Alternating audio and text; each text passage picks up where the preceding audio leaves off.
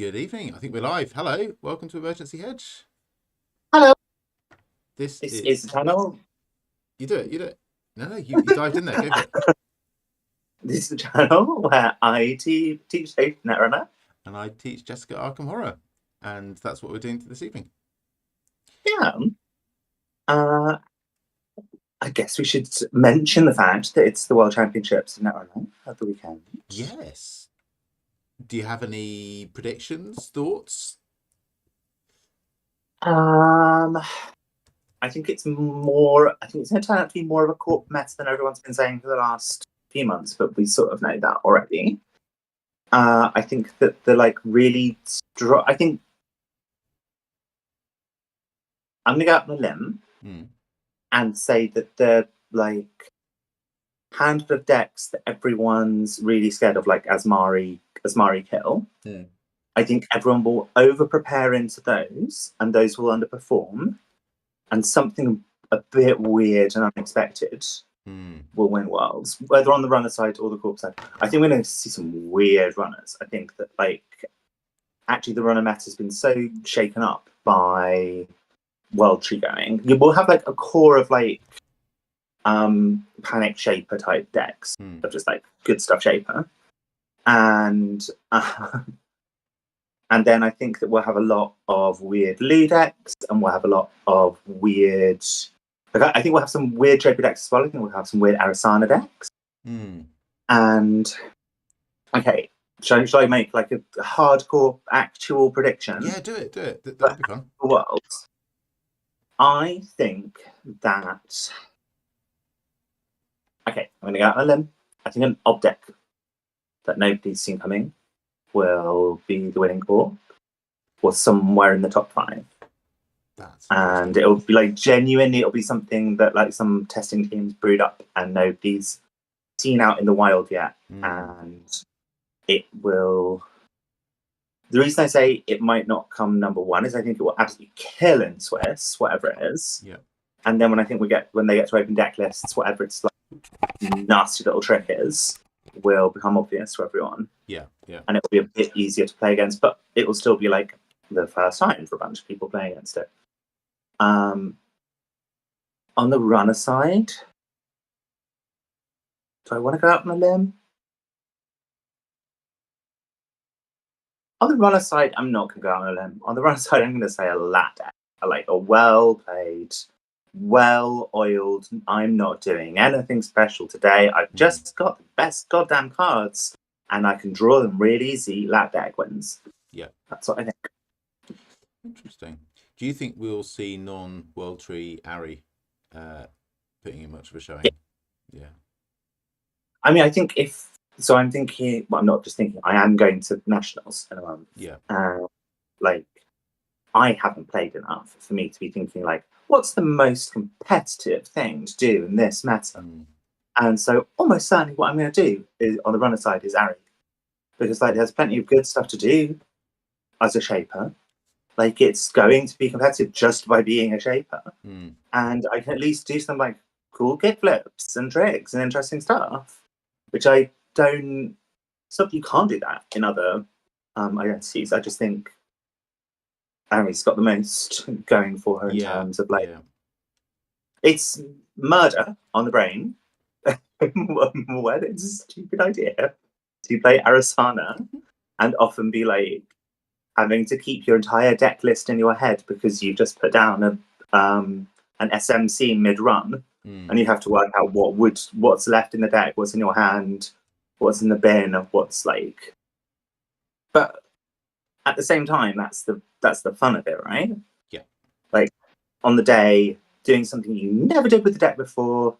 That's what I enjoyed about playing that PE deck, was that I kept being oh, I've never done that before, but I think it might work. And even without World Tree, Ari has access to her entire deck a lot of the time. Yep. Including stuff that's in the bin. She was highly competitive last year, wasn't she? Which is before RWR came out, but she still had herself and most of her cards, most of the cards of the sort of classic Ari deck. I think that for me, for Nats, I might take another, like, more finely honed deep dive Ari. I think that people are overlooking the fact that was always a good deck, and like making the trick shot's just an insanely good card. Trick shot is a trick shot, very good card. I mean, It's a remote, isn't it? The second run is on a remote. The second run is on a remote, to be fair. So you couldn't use it to tick off 2 of the deep dive centrals that you need to do. Do you know what you could do? Tell me. And I've literally just thought of this, and this reinforces my point of like, Ari is the deck of I've just had a great idea. You play trick shot. You've got either the actual card that you need, or SMC in hand, or Muse in hand. And you've got Pikachu somewhere in your deck. Yeah. You install the SMC, you go and get the Pikachu, you put it on the ice that you're about to pass, you pass the ice. Then you get a click back, right? You get a click back doing that. Then when you go and run the other server, you simul chip onto the other server. Get another click back. And it goes back into your hand when you do that. Yeah. These are the skateboard creators that we know and love. Sounds good. I like it as an idea. I was quite taken with Andre had a Seb deck that looked quite fun and good. That won the Italian Nats. Is this the 59 card one? The 59 card one, yeah. I've literally just been watching that stream. Yeah, that looked fun and interesting, and the kind of thing that I never developed in a million years. Yes, yeah. I quite fancy trying to pick it up and make myself like halfway decent with it before UK Nats. I haven't confirmed I'm coming yet. I'm just expecting that I will. Okay. Yeah. On my corp side, I have a horrible feeling I'll just go, do you know what? It was really fun playing PE before. I'm going to do that again. Everybody had a great time. Everybody that I was experiencing the consciousness of directly had a great time playing that. Yeah. And that's all I care about. Yeah, it makes sense. I think you've got some. You've been playing Arkham. Someone else who isn't me, Jessica. Tell us all about it. I'm cheating on you, Dave. My son and I. Let's not stretch that too far, shall we? Yeah. Let's not. Let's leave it as far as we've gone. Is exactly the point to leave it. Yeah. Almost even referencing the fact we could go for. Yeah. My son and I have been, whilst he's off at uni, and so I don't see so much of him, been playing a weekly Arkham game, and like we have been getting through a scenario every time we do it.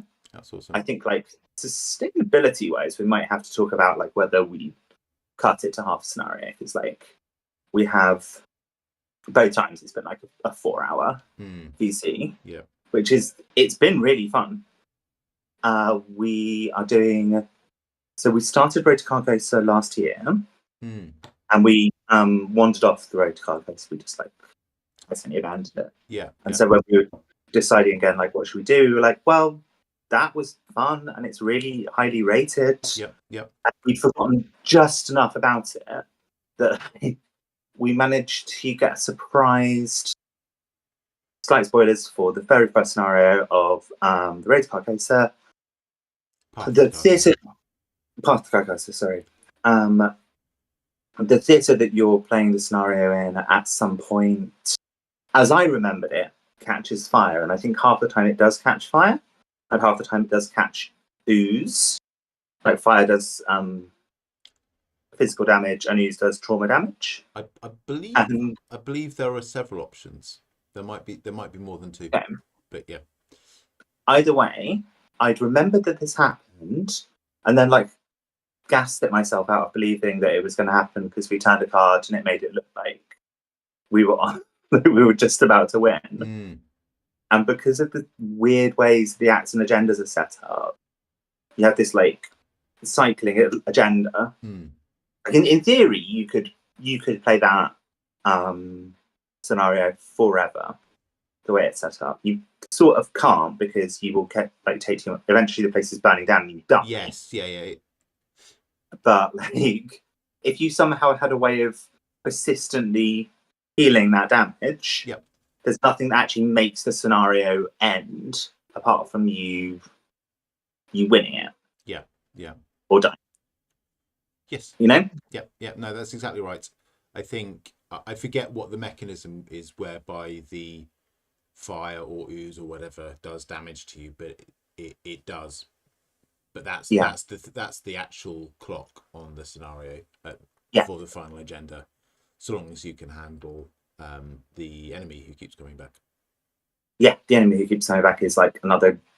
Having both of those things happening at the same time and having to like adjust all of the little cogs and gears. So it's like, okay, so he's going to come back in a turn and a half, and we have to do this before that and that before this.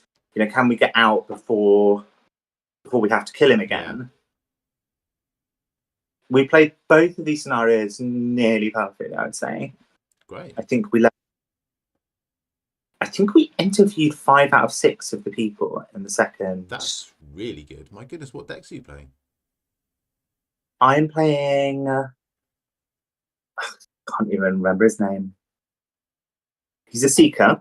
Yep. Rex Murphy. Yeah, Rex Murphy. Okay. That's him. Just I've not played a Seeker before, and I wanted to. With the taboo list. So I think so. Yeah, because I've got Christopher. What's his face? Who's like famously broken. Milan Christopher. Yeah. Yeah, Milan Christopher. Sorry. But it says mutated on there, which I think means they've like fixed it. And frankly, he's good even if he's fixed. Like he's good even if he's fixed. Rex is also tabooed. So Rex, as originally printed, the most broken investigator in the game. Yeah. But they changed the taboo was to change his ability to once per turn. I have been playing it. Yeah. No, don't worry. God, that'd be so broken. No, we've been playing it as once per turn. Early on in my Arkham career, I played through a campaign with him as printed. I think that might even have been before they had the taboos, but if not, it was like I didn't feel ready to play with them. But afterwards, I did feel ready to play with the taboos because he was busted. Yeah. So you're playing Rex? I'm playing Rex. Josh is playing William Yorick. Yeah. Fantastic. And seems to be having a whale of a time with it. Just like doing all sorts of wild skateboard tricks. Like he'll do like 10 minutes of like, and then I do this and I do that. Okay, now it's time for my first action. And do like cool. Like just like throwing cops at bad guys. Yes. He got charisma as his most recent update, so he can have 2 B cops at the same time. Nice. And just like feeding them to monsters and then them dying and getting stuff out of the bin because they die. Like yeah. That sounds awesome. Looks like yeah. We didn't play with. That campaign's got its own special investigator, who we did play with last time. She's the woman who's the actress who can play like the different. She's thematically linked to the campaign. She's not. Aside from that, there's not a particular connection with her. She's just for a long time the first neutral investigator. We wanted last time we did play with her, and like you do get extra content if you play with her. But I also found that her ability is complicated enough that I was like consistently cheating with it. Yeah. And not meaning to. And so I was like, let's not do that. Let's like pick up some straightforward decks and just they tabooed her too to give her a buff and make her a bit easier to play. That's interesting. Yes, I think I've never played her because she had a rep as being a headache and slightly underpowered. So you had to work really hard, and even when you'd worked really hard, you weren't knocking it out of the park. You were like possibly, just keep managing to stay in the game. But from memory, I think she has a free trigger ability to change her role once a turn. but I think they also printed an action ability to change again. So you can, in extremis, spend an action to change her role more than once a game. And I think they might have taken out one of her signature weaknesses from the deck, so you're playing with 2 instead of 3, but I don't totally remember. Okay. Yeah. The main problem I had was I would just be like, oh my god, I forgot for the last 4 turns that I can only play like a certain kind of card. I've not been like, I just forgot that she has this limitation. And so like, and that kind of thing, you can't rewind it once you've gone through that. And it feels bad, even if like it probably, like, you know, maybe didn't make that much difference. It just feels bad to have been playing the game. One thing we did do, so we generated our decks on Arkham DB, and then my first like basic weakness came out, and it was something that like added curse tokens to the bag. Oh, okay. And Path to Carcosa is 3 curse token. Yes. So hang on a sec. So our collective view was that we should nix this weakness because like there was nothing we could do at that point with like to fix curse token just being endlessly added to the bag. This weakness had been printed with the idea that we would, of course, be able to fix that. What are you talking about? You know, there would be ways around it. What was it, the accursed follower who just... Oh. Camera's going all over the place. Is it the accursed follower, the enemy? That? Yeah, I think so, yeah. Do you think we cheated? Yes. By being like, not... Yeah? Yeah. You think we should have kept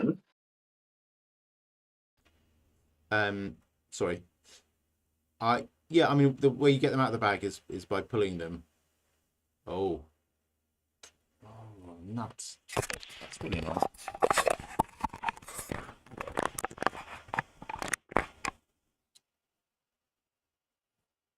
I'll go. Oh. See if Dave comes back. Oh, yeah. Hey, yeah, I can hear you fine now. Oh, that's good. Let's see if everyone can see us. Yeah, they'll be able to in just a second. Cool.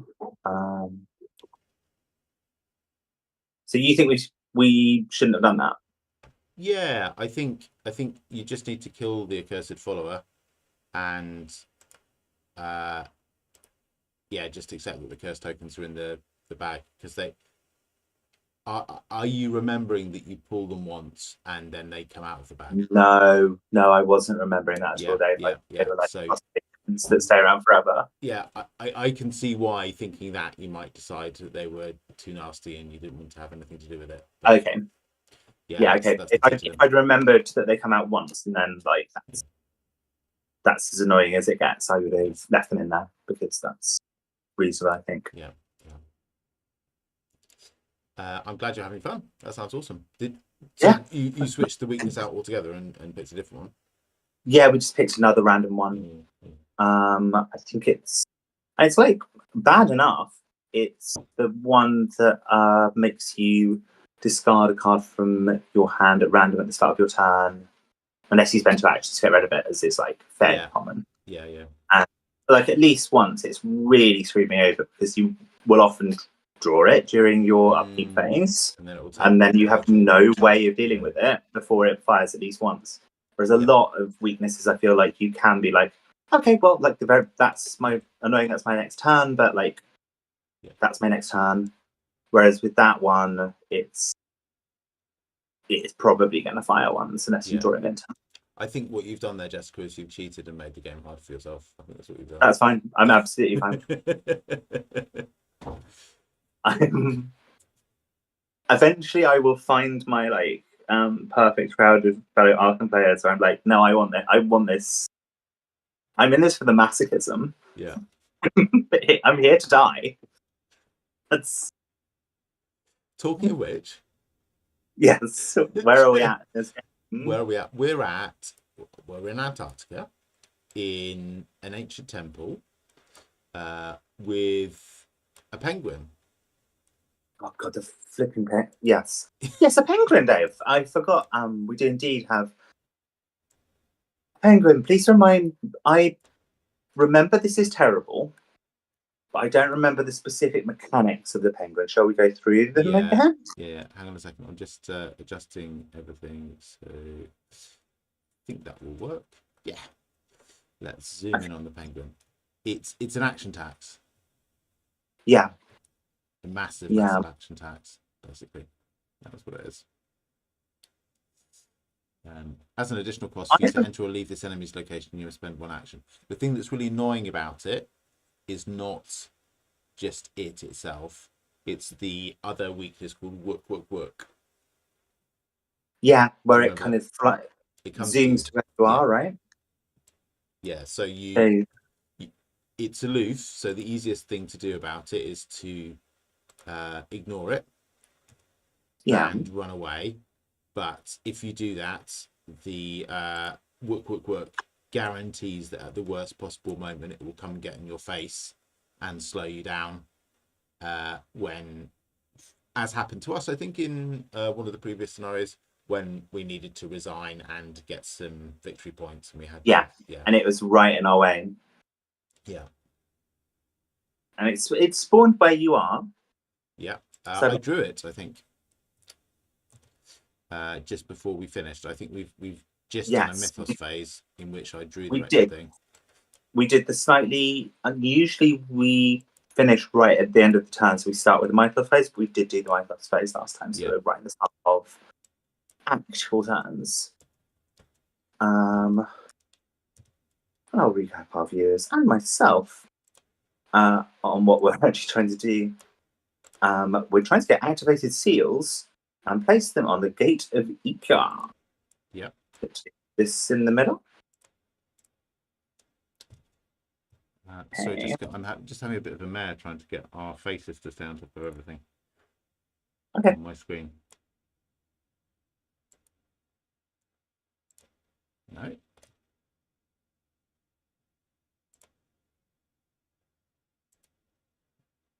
I should look around the board and see what else is going on. Okay. I've got it. I think I've got it.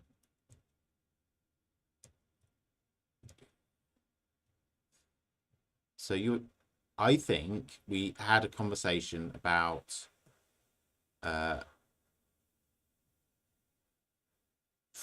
opening up the board a little bit. I think so. This one here has got the chicken nuggets on it, and then the chicken nuggets need to come to there to be activated and then brought to the gate, right? Yes. And that's a 2 intellect test and 2 clues there, and a 3 intellect test and 2 clues here for that whole process. And you've got quite a few clues between us. Well, you've got 1, which means I must have 6 or something. Yeah.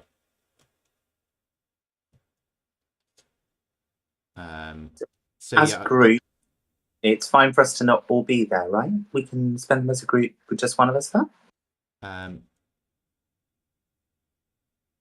No, investigators at Sculptured Crypt may spend the clues as a group. Okay. So it's not the investigator who triggers the action who has to have the clues. It's all investigators there, but the clues have to be there. Okay.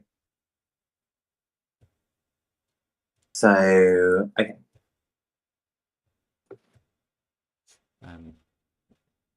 Yeah, I think I'm expecting to kill this penguin, come round to this other spoke here, and meet you in the middle, and then we'll go in. We'll do some seals. Yeah, that seems sensible. Any seal will do, right? Advance this gender.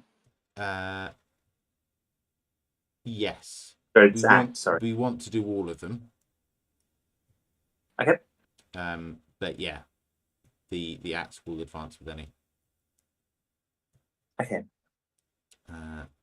So Which is we're not going to do before the agenda advances. I'm not being a doomer. I'm just saying we have literally one turn. Yes.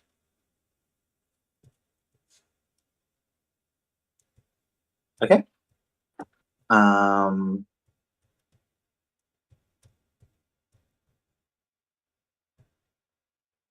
Do you want to go first? Yeah. I will engage the penguin. Congratulations. Thanks. How did you do it? Just through the power of my magnetic charm. I'm really pleased that you got through to them because they can be so cold. I am going to. They see everything in black and white. Our engagement is not going to be a happy one. I'm going to try and burn it with blue fire. 5, 6, 7, 8, and actually 9, 10. Because yeah, 8 versus 2. And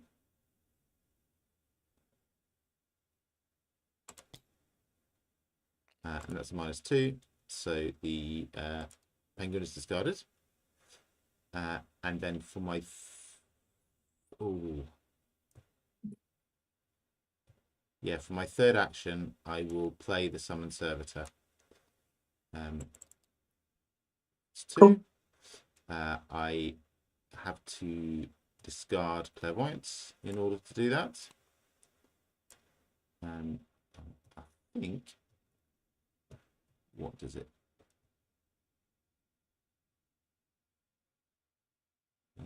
Yeah, it takes up an arcane. Fine. So right. Yeah. So that goes onto the board here. Do you think there's any chance one of us is going to go and deal with this locked door? So it's a test of 4 in either case. I might have ways of. Actually, my evasion's not terrible. I'd be doing it at 0, and then I have stuff like a commit. I think actually here, this location, I can send it there around the outer spoke, and it can start picking up clues from there. So its action is to go here. Playing it was my third action, so that's us both done. Cool.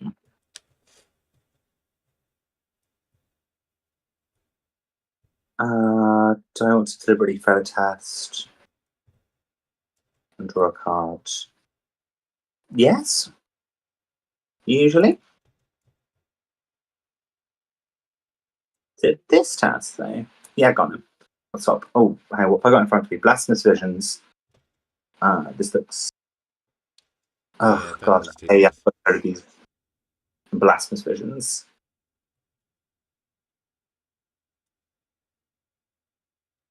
Do you mind if I quickly check how many Tequila cards I've got in my deck? No, I think that's entirely reasonable.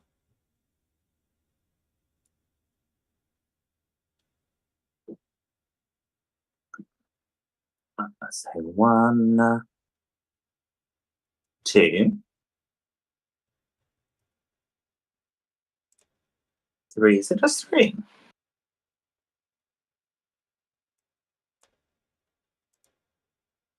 Double check by doing actual search. Yeah, I'm down to 3, Dave. I've been doing all right. That's pretty good.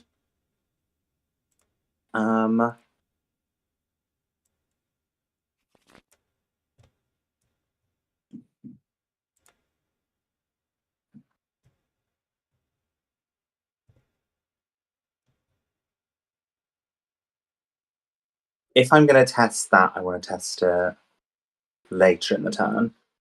Yeah. So yeah, let's say the test. Oh, Baramu's in the chat. Hey, Bar. Hi, Bar. If you're still around. Neither of us are going to Worlds. I think at least Jessica and possibly both of us are going to UK Nats though, so are expecting to see you there. Dave. Yeah. I did something bad, Dave. Oh no. Oh. Frost into Elder thing. Yeah, and it puts a doom on the agenda because I failed by 3 or more. Oh, that is very unfortunate.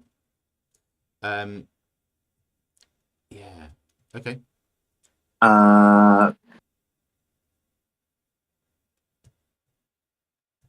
could not. I could not fail by 3 or more. By playing I lucky. can fail by playing I lucky. think that's worth it for not losing. Oh, well, mind you, which action is this? 1. So I'd still fail by 3 or more. So it was a base rate of 6 minus. I think using a lucky and paying 1 resource is worth it for 2 actions, which is what you will recoup by not putting a doom on the agenda now. I think it doesn't work though, Dave, because I think I failed it. I think even with lucky, I failed it by more than 3. Oh, really? Okay. Yeah, because quick learner adds difficulty to the test, oh. so it was 6, and I'm down right at 0. 0 plus 2 is 2, and 6 minus 2 is 4, and 4 is greater than 3. Yeah, that all adds up. Okay. Sorry. Oh, but I draw a card. That's really good. So I think we can all agree this was the right thing that I did. I don't need that card. I'm sorry. The agenda advances. Could you do the honours and read the back of the agenda? The seals pulse with dangerous electrostatic energy, filling the icy chambers with bright blue light. You struggle to contain the power within each seal as you move quickly to put them in their proper place. Check the seals controlled by each investigator. So nothing's going to happen here. But bad things would have happened to any of us who did control the seal. Is it okay if I don't read all of the things that aren't happening? Yeah. Call of madness. The gateway stirs. Whatever is calling to you from within these walls, it hears your every word, your every footstep. It knows of your presence, of your hopes, of your fears, and it yearns to be free.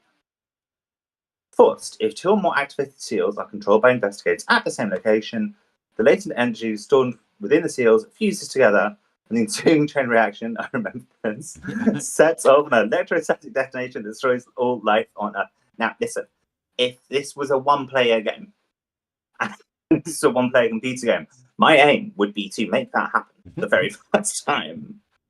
Have you played Super Paper Mario? No, I haven't. Is that an official Nintendo release? Yes, it's like the Mario RPG. Okay. It's actually quite good. Okay. I still got the rest of my turn. I'll start doing the rest of my turn as I tell you about Super Paper Mario. Yeah. There's a bit at the start where you get like the call to adventure. You know, they're like, "Will you come and save the world? You know, the world's in terrible danger." And you can be like, it actually gives you like a yes/no answer. If you say no, it goes, "But you must. You know, you really have to come and save the world." And you can say no again. If you say no, I think it's either exactly 3 or like quite a lot of times in a row. It will eventually just go, "Oh god, we're doomed," and you'll get a game over during the like tutorial section about 10-15 minutes into the game, and you have to repeat the whole thing. Yeah, one of my favorite gaming moments. So the one thing Mario and Far Cry have in common, both those types of games you can end in the first 10 minutes by doing nothing. So the Ica-laden tunnels. After the Ica-laden tunnels is revealed, place the dormant. What did we decide that one was, Dave? That's Dave? called the fishhook. Fishhook. That's I'd really love good. one more clue than I do. The fish hook gets activated at the protoplasmic pool. That is also really good. Again, I'd love to have exactly one more clue than I do, because I have exactly one. Do you have any way you can cheese one of the clues off the protoplasmic pool? Definitely not without going back there. If I went back there, I could probably like chuck loads of stuff at the test. Yeah, actually, if I went back there, I'd be doing the test at a +2. If I used the old hearing. Because going back there, getting the thing, you would still need to get another. You want 4 clues in total, right? Is it 2 per investigator? 1 per investigator to get it, but you also need 1 per investigator to activate it. Yeah. Yeah. We were hoping to open up another vaulted corridor, weren't we? Yes. But there's probably not another one, because we've got two and they're right next to each other. Yes. Okay, I have 2 actions left.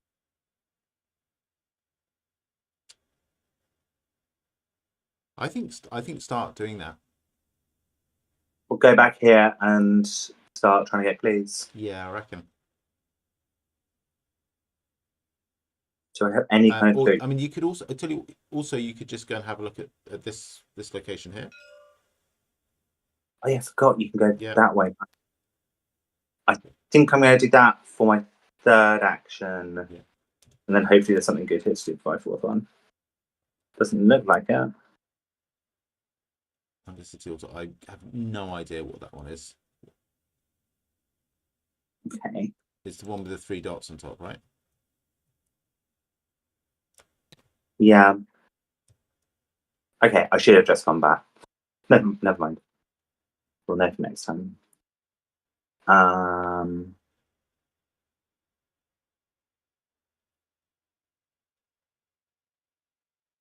Is there anything useful I can do with my like really cool I get loads of bonuses action? I don't think there is, you know. You could use Anu to move to this location and then do something cool. And then okay, so I Anu'd over here. Oh. Okay.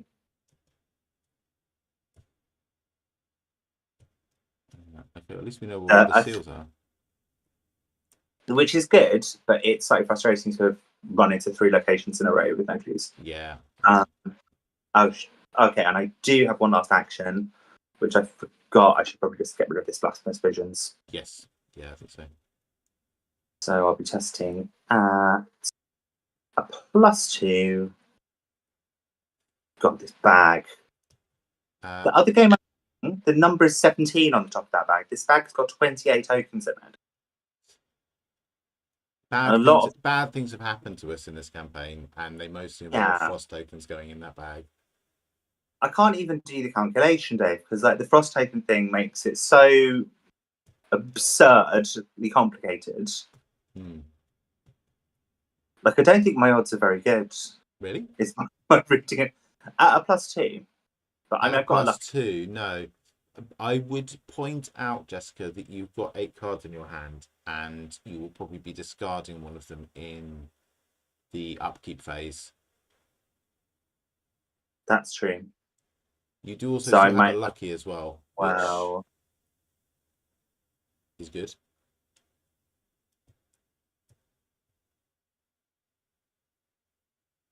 This is a really good card, though. I don't mind discarding one in my upkeep phase. Is the thing I'd say. Yeah. If I need to, I'll use lucky, which I can. All right, what do you do? What do you do? What do you do, little man? Okay. -1. If there's a seal at your location,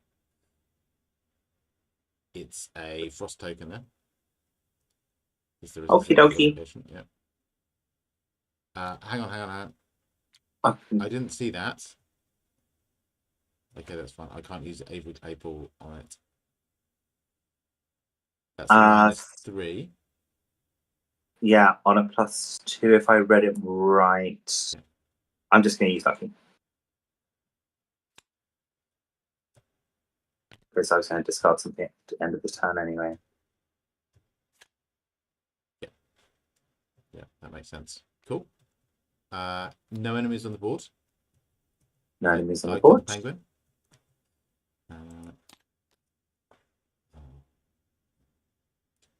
That's an upkeep. Yep. Cool. Mythos. So this new agenda, it's got 6 doom on it. Well, it has 1 doom on it, but it can have up to 6.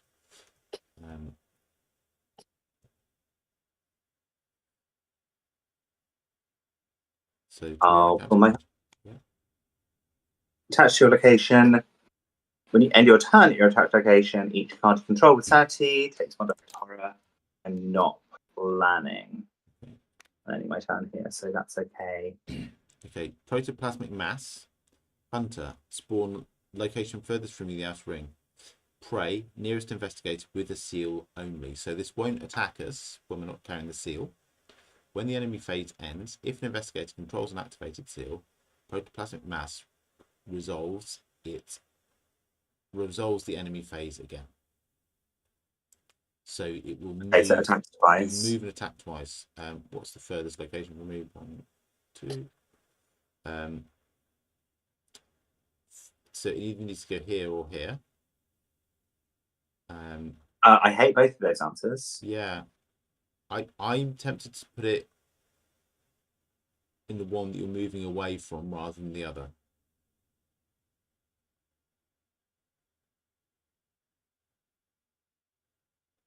It will not do anything until one of us picks up a seal.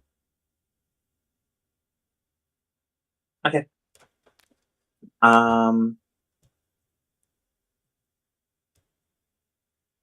Please, could you put it in the other place? Yes, of course. I think my plan was to go here, and then if this is a bust, I will go to the vaulted corridor and start trying to get clues off that. Why will you go there? To get clues off it. Okay. Do you think I? No, that's fine. That's fine. I thought that you were going to go to do this seal here, and you'd be getting clues off these 2 locations in order to do it. I think my wide variety over of there. different options. I have a wide variety of different options of seals which to crack. This is almost the hardest place for me to get clues from.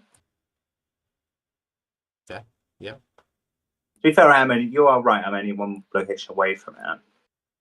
Maybe you're right. Maybe you do put it over there. I also just want to uncover stuff, but that's by the by. Yeah, I mean this location here is, if we leave 1 location uncovered, we can, by a process of deduction, work out what role it plays in the dance of the seals. 3. You currently have 3 locations uncovered, I think. Yeah. But I'm okay. Put them over here. Put them over here. Yeah. You're right. Yeah, because 2 is quite in. Quite an easy. I think I prefer your plan. I can go up there. Okay. Yeah. Okay. Cool.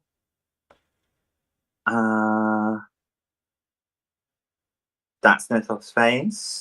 Do you have a particularly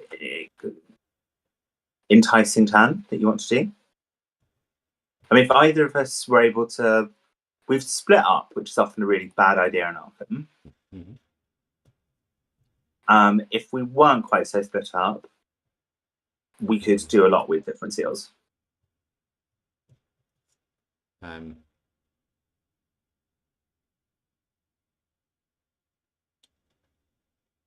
but you might have your own plans around getting seals and stuff.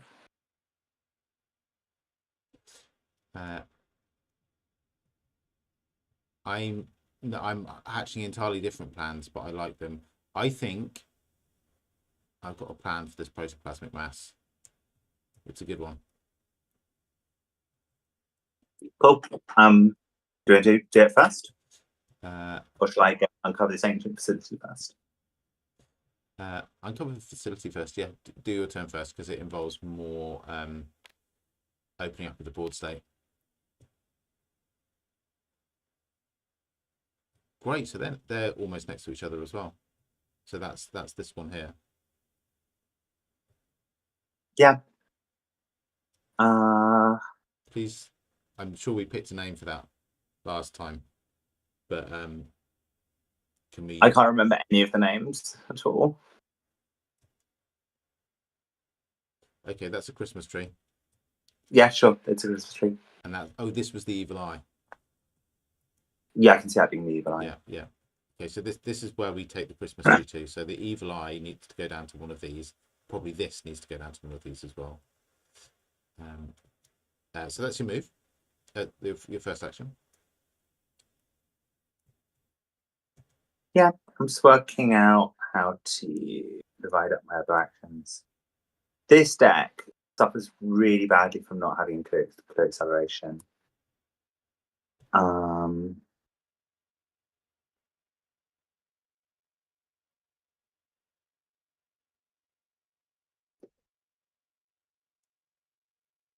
So one.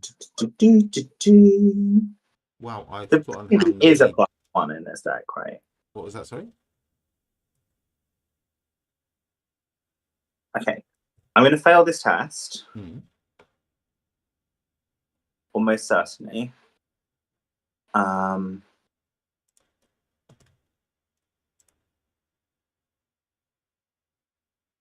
I'm going to fail this test. And I'm going to take heart to it.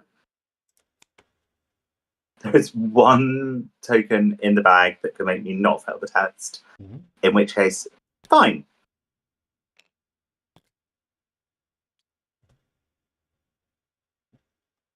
How much is it?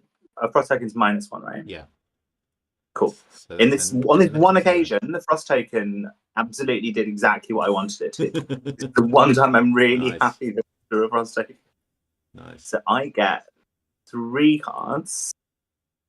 Actually, I'll draw 2. Sure.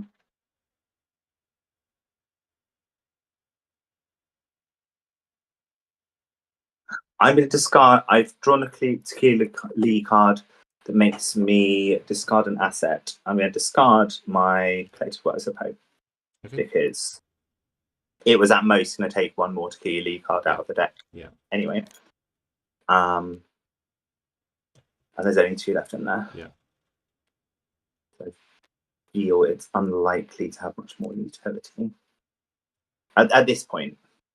Yeah. And then I'm draw my card. Hello. Hey. I love this scarf.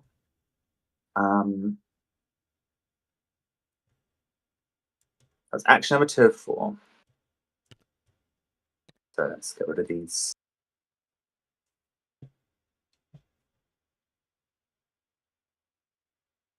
Oh, and I should have gotten 2 resources from Take Heart as well.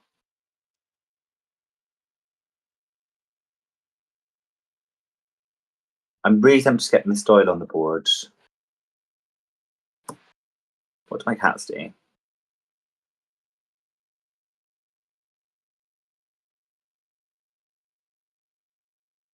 Evade, fight. Not acceleration. It's annoying. I got 3, 4, 5, 6, 7, 9. Got too many cards, so I probably am going to get something on the board this turn.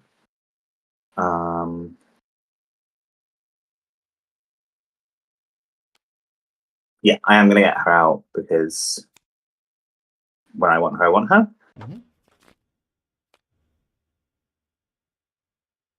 Who did I get? I feel like that's going to be useful. That's one of my worst stats.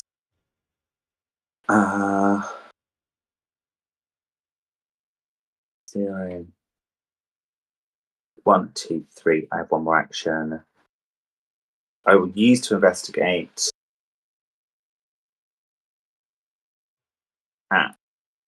Numbers. +1.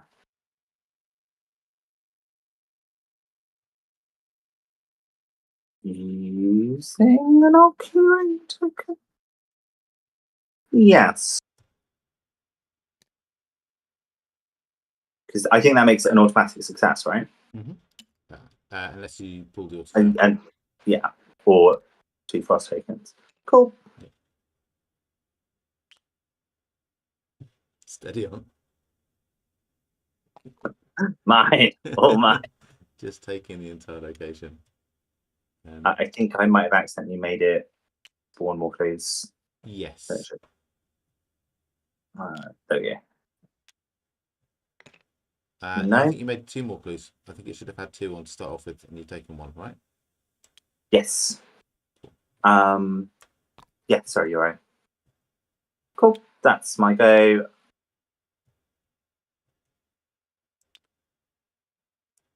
And I am going to have to discard something at the end of the turn, but that's fine. Right. I think I got a bit too overexcited to put my servitor on the board, and that was a mistake. Anyway, it moves over here. It's hard when you've got a cool thing you can do. It really is, isn't it, to resist the lure. I'm now, my memory is flooding back to me from our game previously, and I think I'd decided that that was not the optimum move of the 2 cool things I can do. I'm actually going to click for credit and play the red clock. And that's my turn. Does this guy do anything in the enemy face? The guy, wow. sorry, yeah. Okay, there's different things. So this is 2 clues and 6 resources to pick up the fork. No, this doesn't do anything because it's got an only prey. So prey normally just means, for preference, if there's a choice, this enemy will hunt towards and engage that investigator if it's got prey text. But if the prey text has only at the end of it, it means it won't do anything at all unless it has prey. That's how condition is that. Yeah. Can I retcon something? I imagine so, yeah. I had an Annie that I didn't use, and I'm going to use and move me over here. Okay, yeah. And start my turn where I want to be. Cool. And then it's the upkeep phase. Which, yeah, needs back. Okay, that's good news. That's very good news. That's such a good card to draw. I've discarded something there, and it's going to be a flashback. What was it? The mineral specimen? Yeah. That's a very good card to draw. Mythos phase. Right card, right time. What was that, sorry? I said right card, right time. Yeah. 2 Doom of 6. And I will draw a Primeval Terror. Test 2 willpower. This test gets 1 + 1 difficulty for each location away from the middle that I am. If you fail, take 2 horror. Okay. I make that a 5 from 1, 2, 3 locations away, right? As far as I could possibly be. Yes. That's a shame. Good. I don't think it's worth neither rain nor snowing it.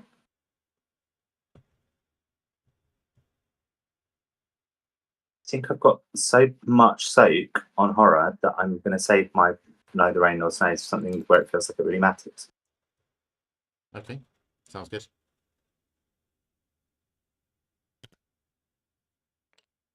Cool. Yeah, I felt.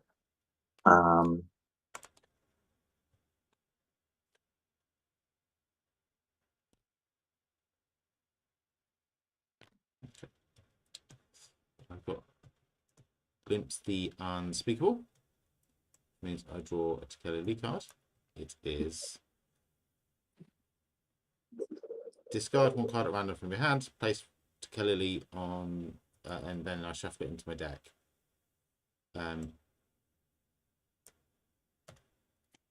So this, I have a 1 in 5 chance of being insanely happy about this. Let's see. No, that's kind of crap. Okay. I was hoping that it would draw my weakness, which would have been discard my weakness, which would have been the coolest thing to have happened all day. Never mind.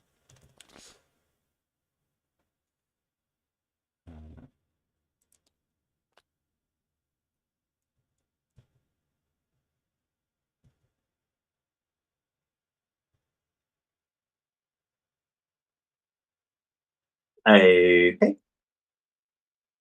Do you have a good idea of what you're going to do on your turn? Kinda, yeah.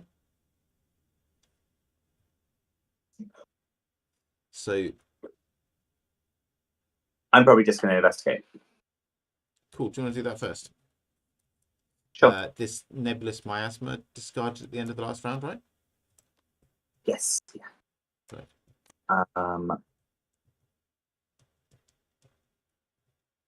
I'll put this here for now. It's taking up the slot that I don't know how to use.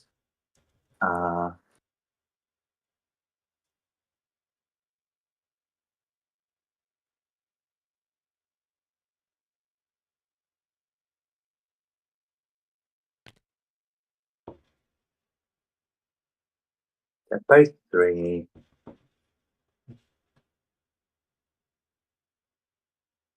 Or I can use Battle Keyring.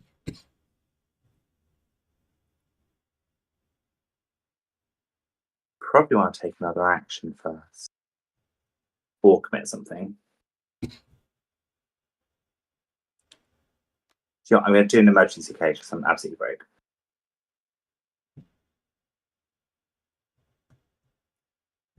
And then I will use one of these. No, I won't. I think if I'm doing it on my 3rd action or more, I should just use the old keyring. Yeah. Yeah. It's definitely what I want to do. So I'll put this over here because it might fail. The shroud test is now 0. I pass. And get exactly 1 clue. Yeah, this deck's really messing clue acceleration. Yeah. It just doesn't feel good to get 1 clue at a time ever. I mean, it's not terrible, but yeah, it's way better to get to if you can. In fact, I'd say it's exactly twice as good. Having played this game for a long time, I'm prepared to put my money where my mouth is. It's twice as good. Cool. That's my turn. Okay. No.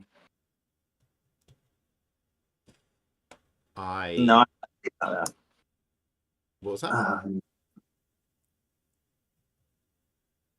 There's nothing I can do usefully with Anu this time. So I'm just going to not do anything with him, which feels bad, but still. So I get a resource on the red clock, which means I get +3 skill value from my next skill test,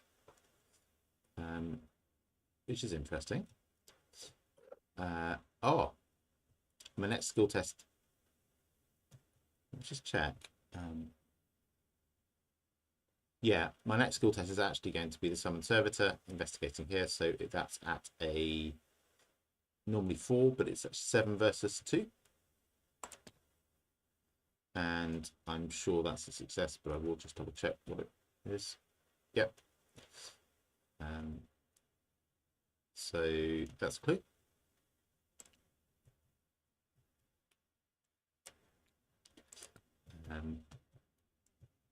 I will play Lone Wolf. Resource. I'll move here. This is that's a vaulted portal. Okay, cool. And then I'll move here. And that's where the fish hook needs to come to. So that needs resources and cards. Resources at the limestone caverns to pick up the fish hook, and cards, discarding 4 cards at the Hall of the Sunless Sea.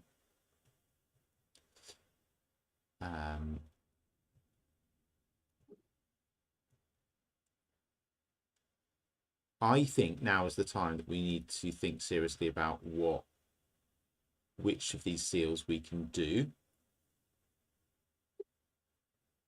Can I wreck on something slightly, Dave? I imagine so, yeah. I didn't properly read Mineral Specimen, and it would have given me clear acceleration. Ah. Would have used it. Yeah. If I had read it properly, and I would have won that test. I think if you want, you can... Yeah, no, wreck on it. Cool. I will. That had only 1 charge left on it.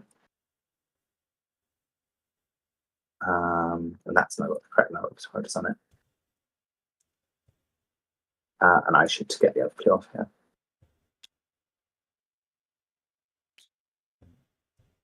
Cool. Okay, so there are 5 of these, and the basic way they work is that each of them has 2 tests to do, and each test costs 2 clues, 1 per investigator. And so this one, chicken nuggets, is an intellect test. So that needs to come from here to here. This one, the Christmas tree, is a willpower test. That needs to come from here to here. The evil eye,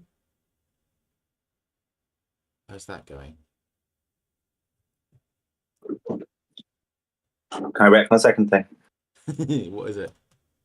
That if I do have all the clues up here, I will anu my way over here. Yeah. My turn. Of course. God, he's so good. Where does the evil eye go?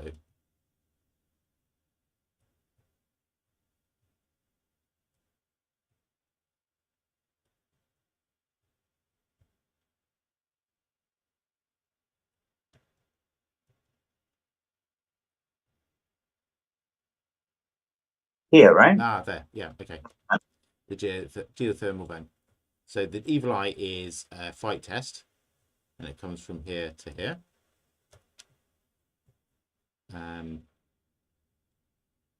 So we got intellect going there to there. Willpower going here to here. Fight going here to here.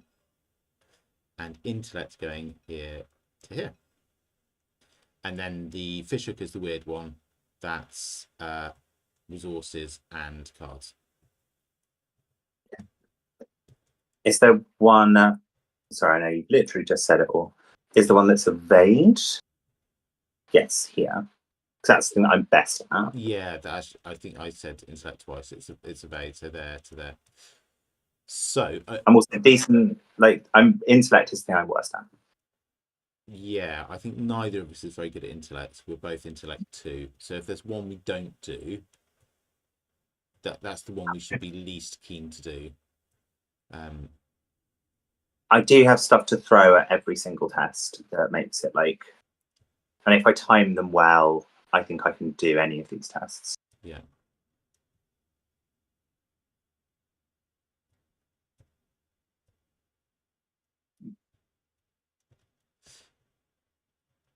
And where are you at clues? You've got 4 clues, so you can do one now. 4. Yeah. 1, 2. test.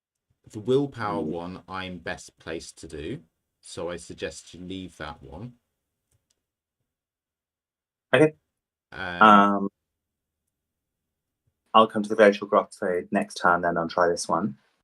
We should never be in the same place at the same time, but they're not. Once they're activated, and once one of us picks it up, this protoplasmic mass is going to come for us. Sure. Once they're activated, it will come double quick. I can deal with it once I've got some money, but that would be the turn after next, I think.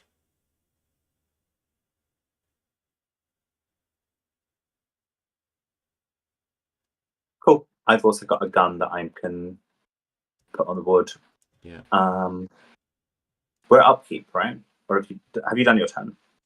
No, I have done my turn. Yeah. I played Lone Wolf and moved twice. So let's do the upkeep.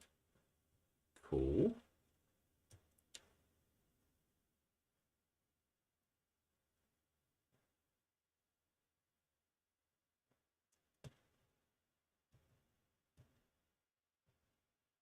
That's use.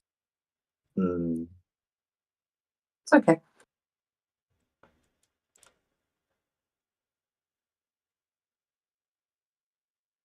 Mythos?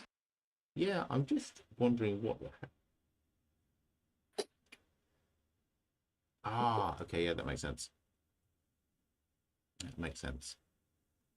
I'm wondering why I've got so much competition for my accessory slot, and the answer is that I've got the Hierophant, which makes my accessory and arcane slots interchangeable and gives me an extra one. Cool. Yeah. So I've got 4 of them. Mythos indeed. So that's 3 of 6. We're going to do maybe 2 of these at best, aren't we, Jessica? Yeah. I think that if this is the last agenda, and 3A sounds like it would be the last agenda. Mm-hmm.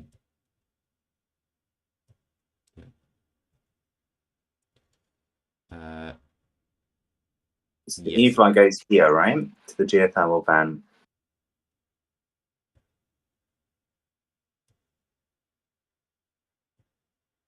Okay, that's going to be where my turn focus is. Once we're done. Mm-hmm. Once we pulled our horrible cards. Yeah. Horrible card number 1. Ready for terror. I'm once again testing this at a 5. I think I will use 6, 7, 8, kind of 9, but not really. Yeah, I am going to use an either rain or snow. Yeah.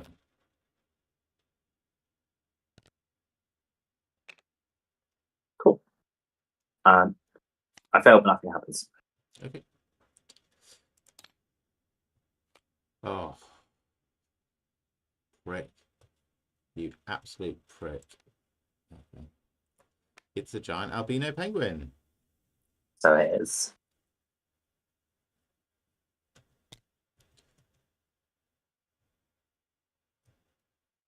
I'm going to say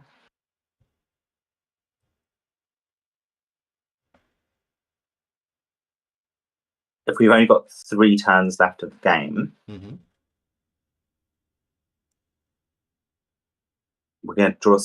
We probably are going to draw a wok. But yeah, it doesn't matter that much. The wok. Yeah. Unless you've got a really action efficient way of dealing with it. It's 2 actions to deal with it. 1 action to leave it alone, and then probably another 1 action if we draw a wok. No, it's 2 actions to leave it alone.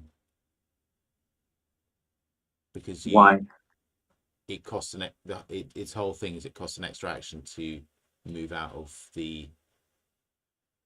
So that's location. 1 more than it would have costed. Yes. So that's 1 extra action. At this stage, yes. Yes, I'm saying if so, we either definitely spend 2 now, or definitely spend 1 now and maybe spend 1 later. Is my reasoning.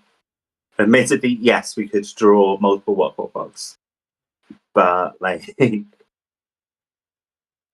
Let's okay. Yeah, I'm sure it's going to come back to bite us in the ass. I just know it. I know it in my heart, in my gut. But yeah, you're absolutely right that that is the rational and best play. the mathematical play I feel here Yeah. is I don't know how many what pots are in the deck, but unless we pull 2 of them, then it's the right thing. It's at least neutral. Yeah.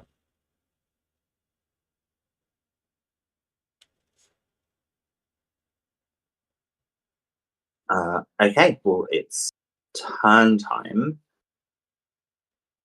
I know what I'm doing for my turn. Me too. Do you want to go first? Oh, I said it first. You did. Okay, I will. I get charge on the red clock, which will allow me to move twice. I take a resource from Lone Wolf.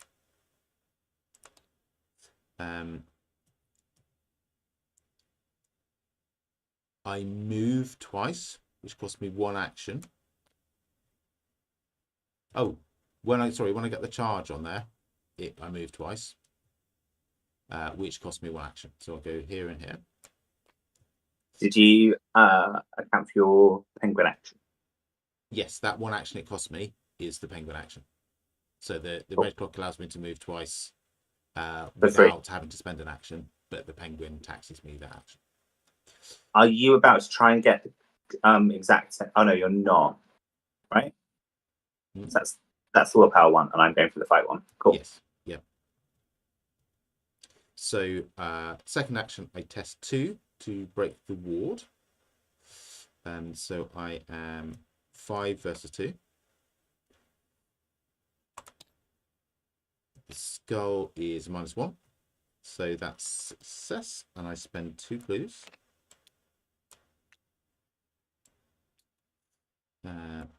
To take control of the seal. Cool.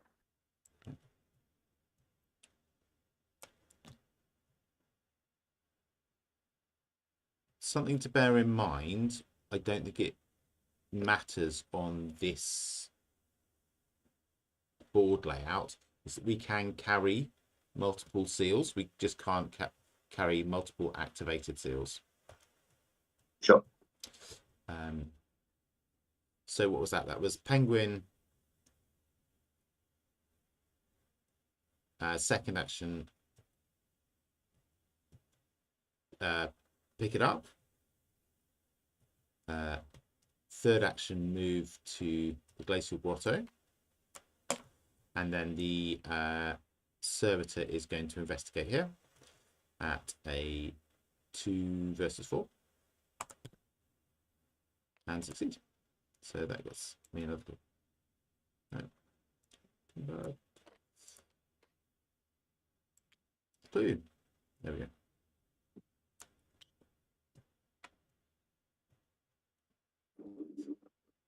Cool. That's my okay. Yeah.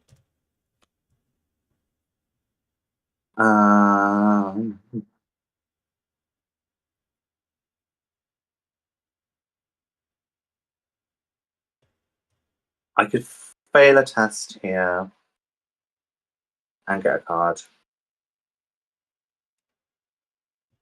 Or I could pull the I don't think it's worth it considering that Elder token's in the back. I know it's unlikely to be drawn. There's only 1. Okay, yeah. It's a 3%.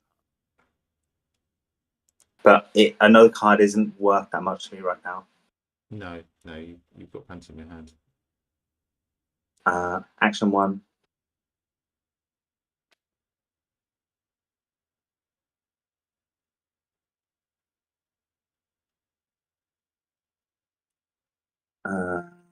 Da, da, da.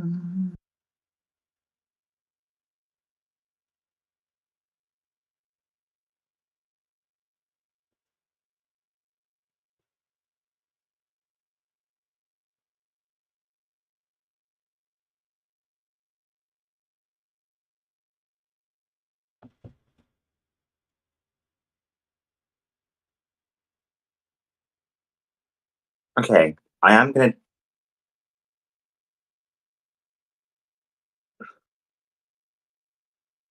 Yeah, I'm going to do a raw test here at +1 with the chance of failing, but also the chance of like just succeeding.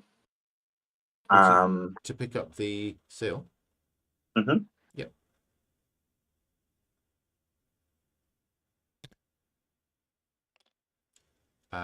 I will. I don't need to pass this test, Dave. I'm absolutely fine with failing this test.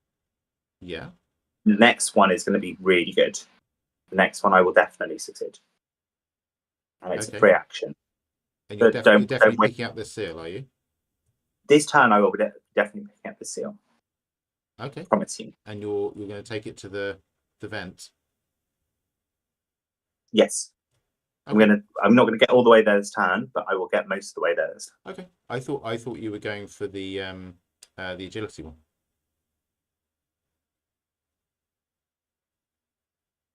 I think it's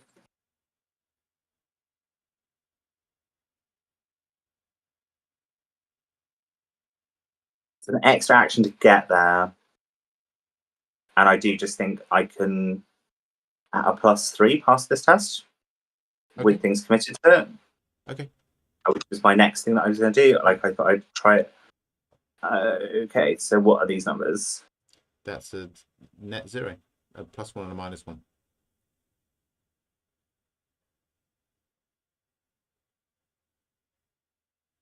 Or I could automatically fail it and get one and get a card and get healing.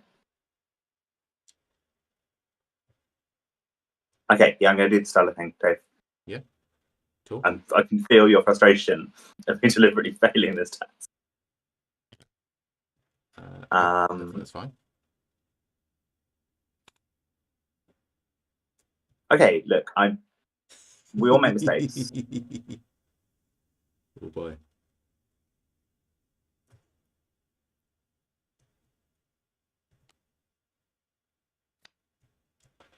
Okay, I'm just going to live with having that for the rest of the game. Yeah. Third action. I'm now a 5 versus 2. I'm also going to commit this act of desperation. Mm-hmm. So I'm a 7 versus 2. So I only. Well. Okay, now okay, this time, this time, we're please. cancelling this and we're spending an Avery Claypool token on it. Yeah, so that just passes. The token's cancelled. There is no token for this test. You passed. Fantastic. I take the key. Yep. 1, 2, 3. I have one more action. I'll use to move. Yep. Then I'll use unused to move again. Yep. Cool. Enemy phase. Okay, the protoplasmic mass is activated and it will come here. Cool. And next time it's moving twice. Because. Well, I'm planning to activate seal next time. That's what I mean. Cool. Will it move twice towards you in that case? Nearest investigator with a seal only. So it will whichever of us is nearest to is the one that will move towards. Cool. I think there's a decent chance I end turn with an activated seal as well. I'm also going to try and end the turn with a gun in my hand. So. Yeah.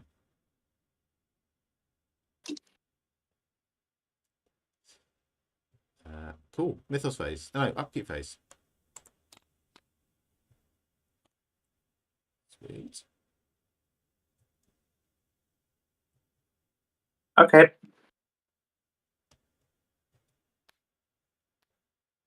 Was that your last Kalili? Not quite. I've got one more. I've drawn. I had 3 in 28 cards, and I've drawn 2 of them. And this weakness. 4 or 6.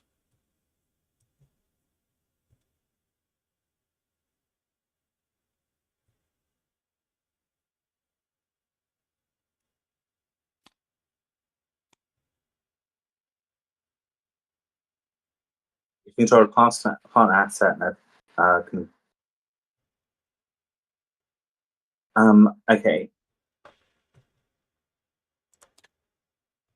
Oh. Okay. Ancient Evils. This is quite a critical moment in our game. So we are 4 of 6. Yeah. I am going to play Ward of Protection. Cool.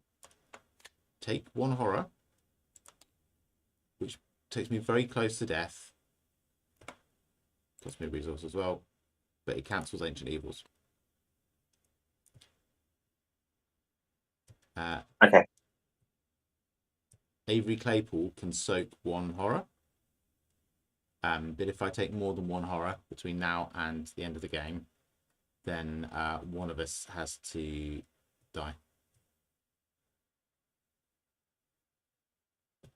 Why do you say one of us has to die?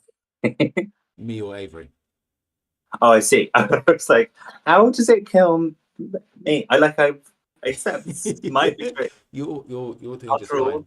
I mean, I think if it comes to that, I will take the mental trauma rather than kill Claypool, because Claypool is too good. Yeah. I think I'm going to start letting Cookie take 1 damage per turn, considering we have like at most 2 turns left. Yeah. Rather than spend an action getting rid of this. Maybe. Yeah.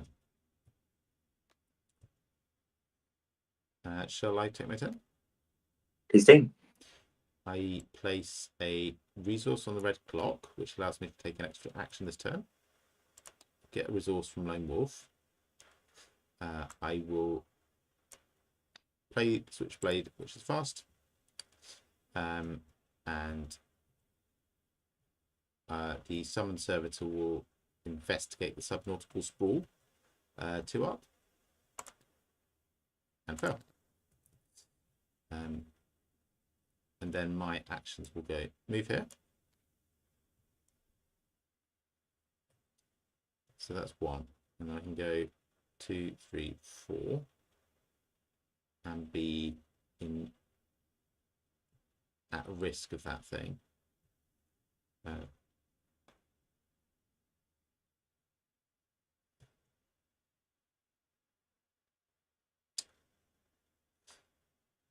Yeah, I think we're going the long way around. So action 1, move to the Forsaken Temple. Action 2, I'm going to do the thing. So that's a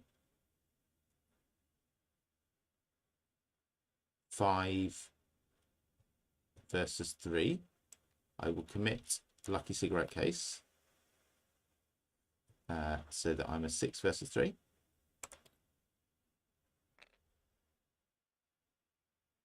I think it's time to spend another Claypool token.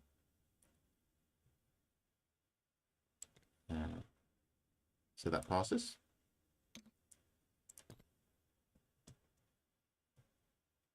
What do we do to show these are activated? Have they got an activated side, or are they the same on both sides?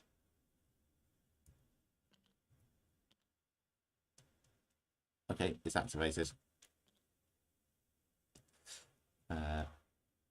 Second action. Third action, move here. Fourth action, move here.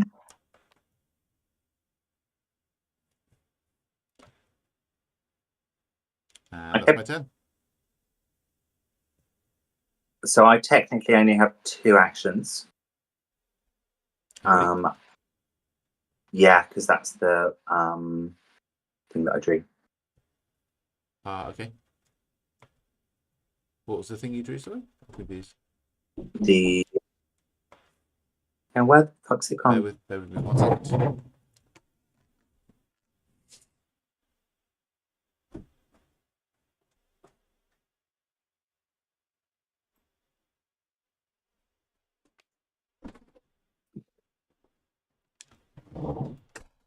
You drew a treachery that took an action away from you. It was this Tahili card over here. Right. Okay. Yeah. So Use action to go here. Yeah.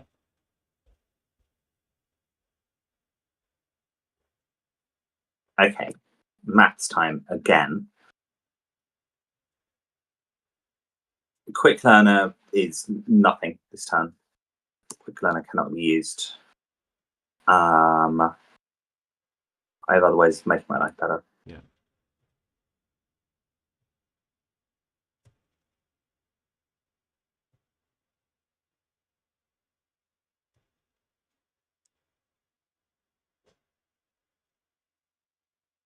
You have an and you can give you a plus something. Yeah. I have a bunch of little things I could do. I could easily get to +4, which I think is the cut-off point where it's like frost tokens or frost tokens or the auto fail. I have screwed up my turn, Jessica, and I need to retcon it, I think. Okay. Because I have put myself 2 locations away from the protoplasmic mass. Whereas I'm 3 locations away, right? Hmm? I'm 3 locations. Yeah, it needs to be coming from me, right? Ah, as long as... yeah, as long as you've got a seal, that's... Oh, no, hang on. Yeah, if I'm the nearest, then it will come from me. And I am currently 3 locations away. Yeah. So, I think I have to move to here. Cool, that's fine. Yeah. Do you want to try and, as a free action, try and take the evasion test to move to there? Yes, Yeah, I might as well, mightn't I? Don't have very much to lose. We have one way, one really horrible thing that could happen, but it is a 1 in like 30-ish chance. Here we go. Okay. It fails. So I use my last action to move there.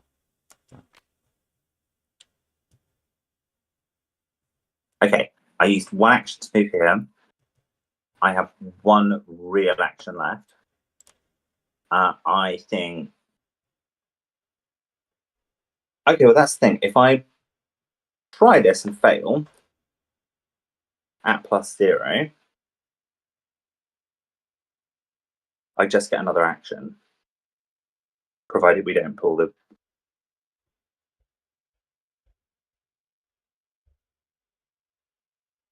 One real bad token. And then I get 2 tries?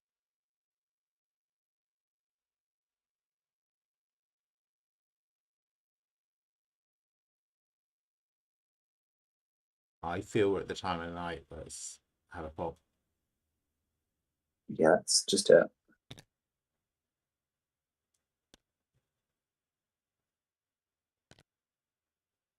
Oh my god. Oh no.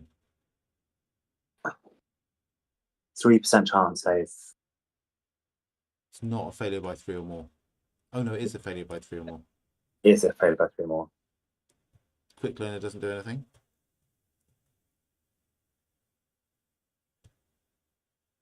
That was such bad advice on my part.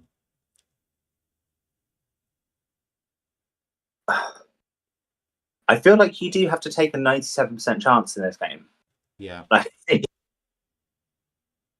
if you don't do that, then it gets a little bit silly. All right.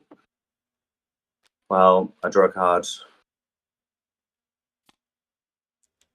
That has boned us so badly. Because yeah, that's up to 5. Yeah, that's it, right? Yeah, that's it. Okay, except if I get no, because it costs an action. To resign. I could. I still have 1 more action, so I can get the seal. But then I could an you over here. Yeah. But which was my plan. Mm. All along.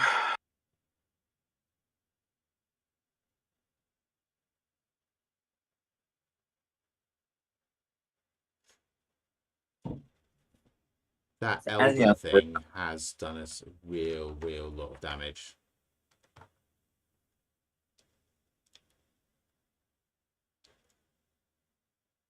Yeah.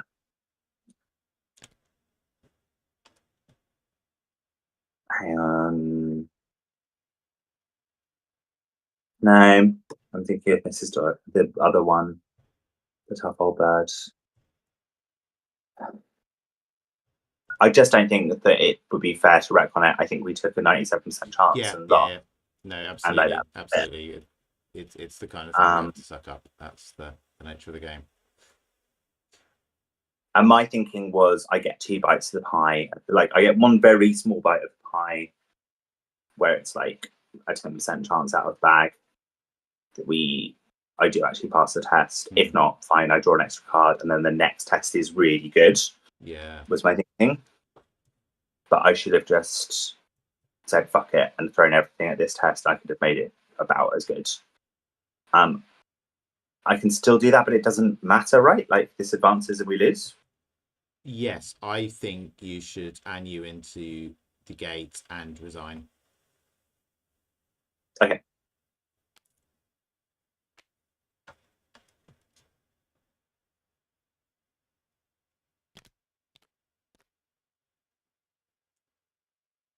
That's so frustrating. I resign. You resign. Okay, enemy phase. This tries to get to me. Boom, boom. And there's an upkeep.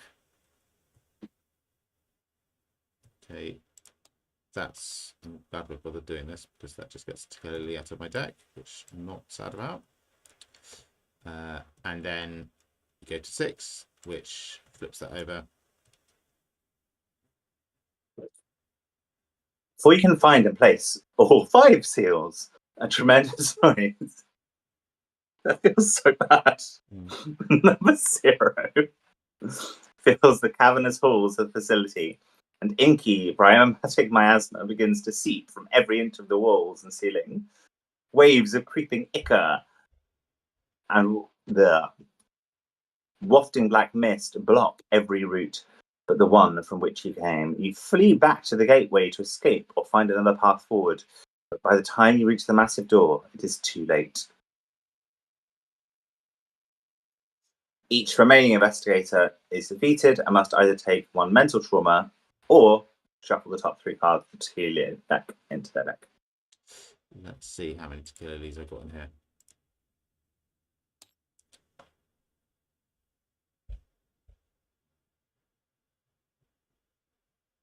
One.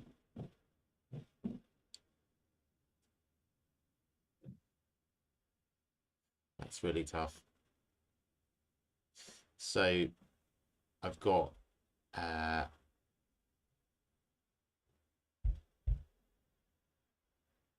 Molly Maxwell, my only ally in the deck, and I've got the Hallowed Chalice, which is like legitimately good healing. I'm already on 2 trauma, I think, and I'll take 1 for being defeated. I think it's got to be the 3 Tequila, unfortunately, which absolutely sucks. But I think put this down immediately so that I remember. I think that's 6 and 6. Yeah, I think it's got to be the 3. And the worst of it, absolute worst of it, is that I've got this bastard Unspeakable Oath in my hand as well. So I'm going to get 2 fewer experience. I feel like we weren't going to get a lot of experience from this. let's go. No, we probably won't. If we had, I think probably experience is linked to the number of keys. the number of seals. Yeah. Do you want to read the resolution for us? Sure. Which one will we? Oh no, no resolution. Yes, of course.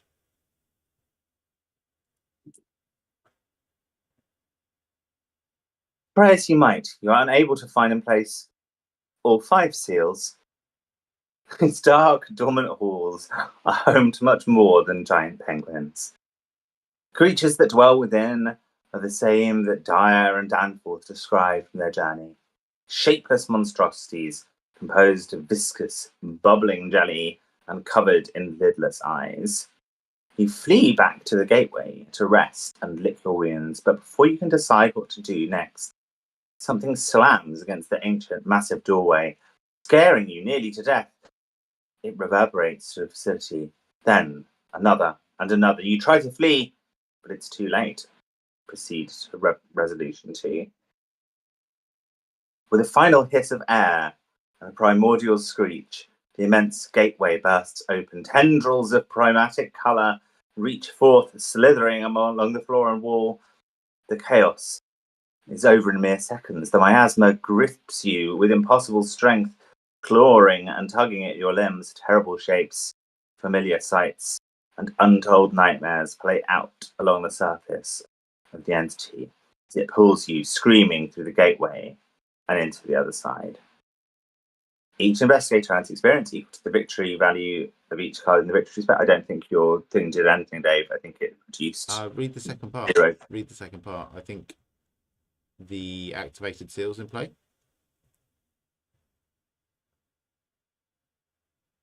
Each investigator earns 1 bonus experience for each activated seal in play. But we have one. We have 1 in play, didn't we? We have 1 in play. I activated mine. So you get an experience and I don't. In the expedition team section of the campaign log, record the amount of damage and horror on each partner asset in play. So I think in practice, my guy didn't get any because I resigned before it. Yeah, that's right. In the expedition, proceed to checkpoint 3, the other side.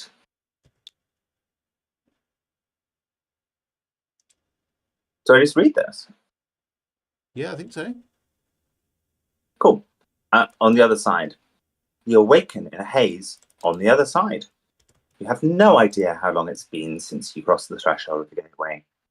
Proceed to the other side 2 if you wish to do so immediately, or skip to the other side 3 if you wish to take a break and proceed the next time you play. So I'm assuming we want to take a break and proceed the next time we play. Yeah, that's right. You rest in strength. Yeah.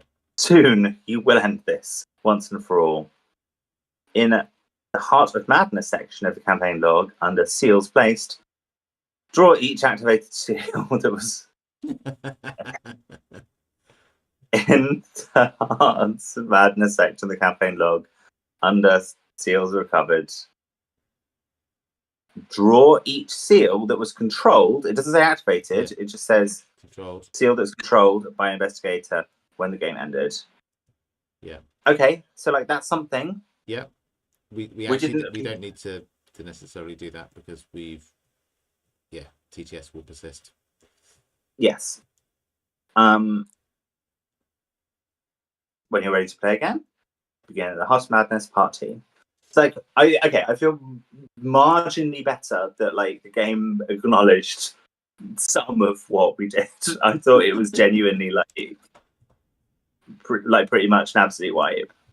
That, oh my god, that the combination of those 2 things happening, the combination of me pulling that specific Tequila card, which is that was one basically. No, I'm not going to say it was a 1 in 30 chance. It was a 1 in 20 chance. But still, that's like 4%.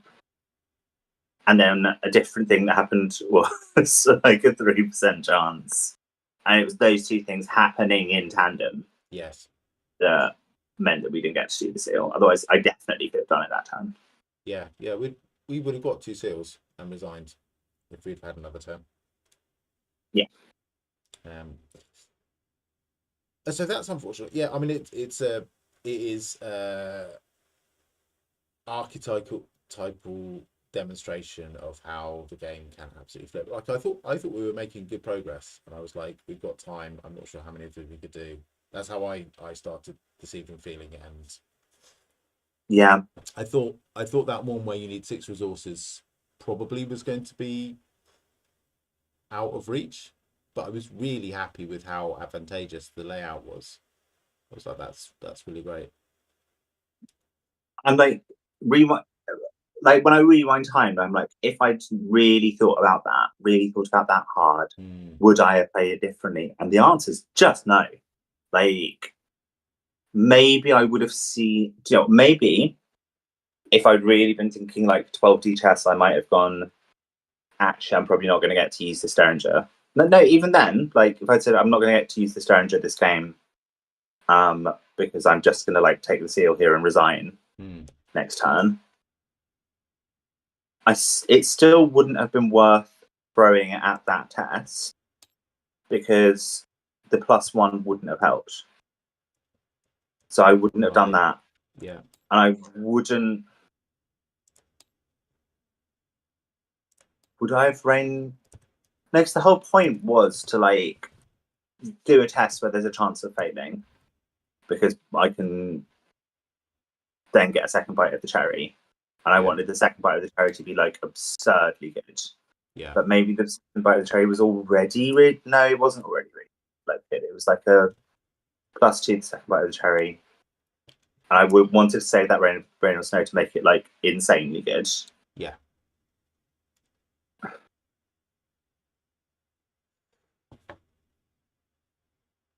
Okay, no, do you know what? If I'd really thought about it, which we didn't, yeah, I might have thrown both resourceful and the Derringer at it to avoid that 3% chance. But like, no, I wouldn't have. No, I wouldn't have like wasted 2 things on a test that I expected to fail and kind of like was sanguine about failing to mitigate a 3% chance. I wonder. Right? I mean, maybe not. Maybe not. I wonder. I mean, I feel somewhat responsible because I think you were thinking about it, and I cut you off and was like, I think we should just make a play here. Which, yeah, in retrospect, we made the play, and it destroyed any hope we had of even moderate success at the scenario. But yeah, we had one more round to go. If this hadn't happened, like, we should be spending all of our resources to mitigate any possibility of having to finish earlier. Here's the logic, which if I thought about it, would have changed my mind. Which is that it's not a 3% chance. Okay. It's a much higher than that chance. Because half the time, the first thing you draw is a frost token. Yeah. Not half the time, but like a third of the time, the first thing you draw is a frost token. And so, because 2 frost tokens, or indeed the auto fail, also made me no. It doesn't matter. No, it has to be the Elder thing, because that's the Doom placement token, right? Yeah, it has to be the Elder thing. Yeah. But it does mean that there are like 2 chances of drawing the Elder thing. If I draw a frost token the first time, I roll again. Yeah. When I have another chance of drawing the Elder thing, that doubles the chances. But still, like, no, do you know what? I'm not going to sit here and go, and if it had been only a 94% chance of winning, that would have completely changed everything. That 3% difference would have made all the, like, I would have really thought it out properly. Actually, you know, I think if I really had thought it out properly, I actually done the maths. Because 28 doesn't go into 103 times, it goes into about 4 times. So it was like a 4% or an 8% chance. I don't know, Dave. No, we just got unlucky. I'm sorry, we did just get unlucky.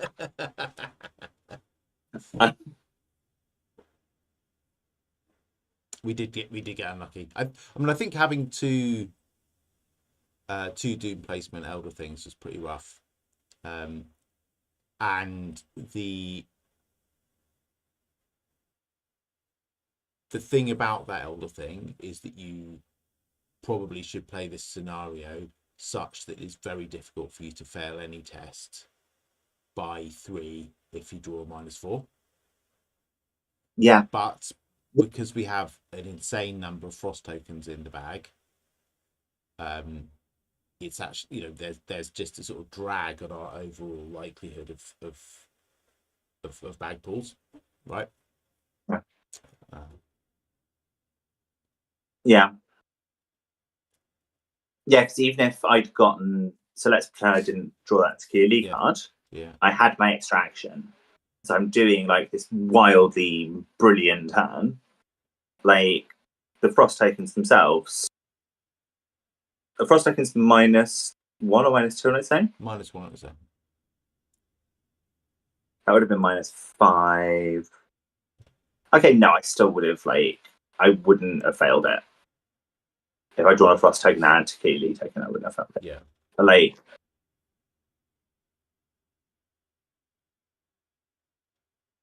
we got battered by this game. Yeah, we got absolutely battered by it. It's the experience you're looking for, Jessica? It was. To be fair, Dave, it was the experience I was looking for. I'm also now down to, I think, 1 Tequila card in my deck. Yeah, and up to 4.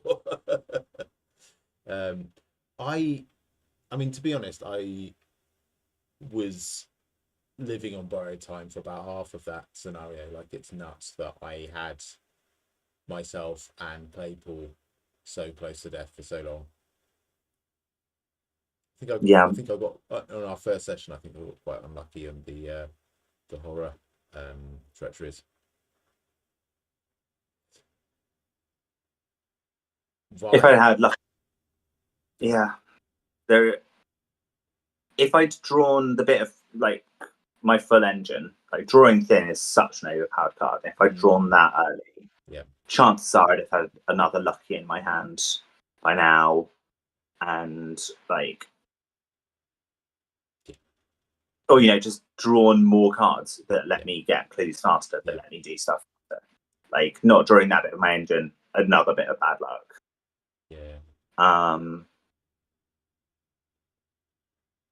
I could have had a Test of Will in my hand, which I probably would have played, even though it, I think it exiles, right?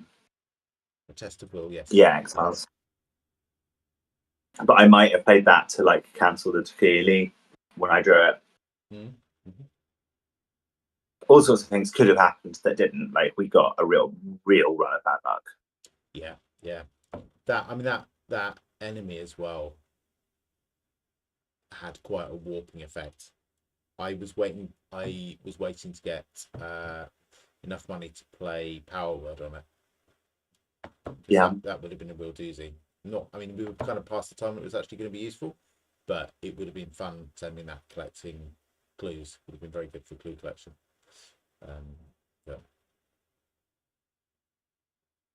Okay, I have found, and I should have known better. I found one, but it's not from this turn. It's from the first time I pulled the Elder thing.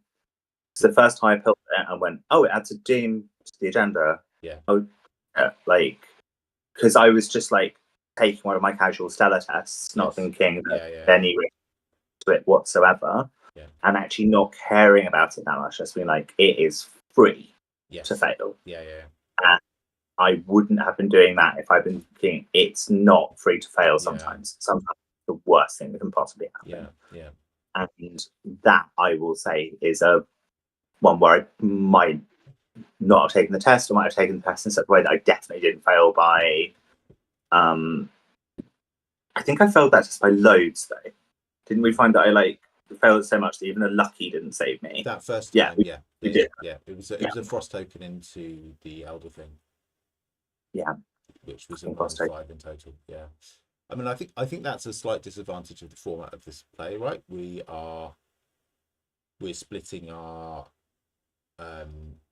scenarios with like a week or so in between, and also we're thinking about other things at the same time as playing. And the point where I don't know what I'd be interesting to not that I'm planning to look back, but it'd be interesting to see whether there's a point where we said, hey, look at that, to each other. Let's make sure that we never trigger that. Because that's that, you know, I don't know whether we did, but certainly if we did, I have completely forgotten that's the case. We lost a third of this game to that token. Yeah, it's one way of looking at it. Or the game that we played tonight. Yeah, two rounds of 6. Well, that's enough grousing. Yeah. Oh, and you drew an Ancient Evils. I forgot about that. Oh my god, yeah. We had actually 3 rounds or something. Yeah, we had 3 rounds. Like dropped to 0 very quickly.